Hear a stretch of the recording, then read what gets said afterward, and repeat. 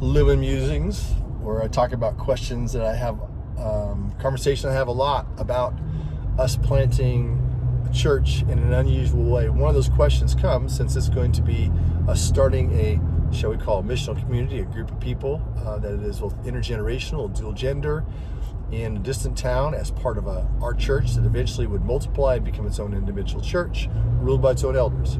But in the meantime, how does it work for Sundays? So here's our plan for how Sundays would work.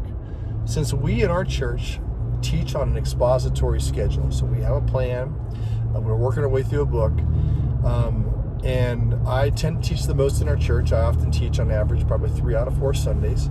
And so there's always a turnover in our pulpit. So what that allows us to do is allows us to take a group that we might have in another town and have them watch our sermons that we stream, have them watch the sermons a week behind. And so let's just say week 1, they will hear our sermon. Week 2, we could send any of our preachers that preached the week before but aren't preaching this week, they can simply go out and re-preach their current sermon that they've already done once before, so no extra preparation work, just travel. Week 3, we can invite that whole group to come on into Columbus and celebrate and worship with our whole church, so they can actually be there in person, but also, really importantly, connect with our church, pick up tone, have conversations, have lunches, that kind of stuff, meet with the other MCs. So once a month they would come there for that.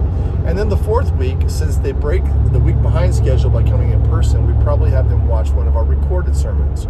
So maybe some of our vision sermons, things that have been our people have felt most helpful from our church. So that's our plan, how Sundays would work. Largely they would be a week behind our preaching series, and then they would come once a month and visit with us, the greater church, and then on the 4th Sunday they would watch an archive sermon that we have chosen. So that is how Sundays would work, we think.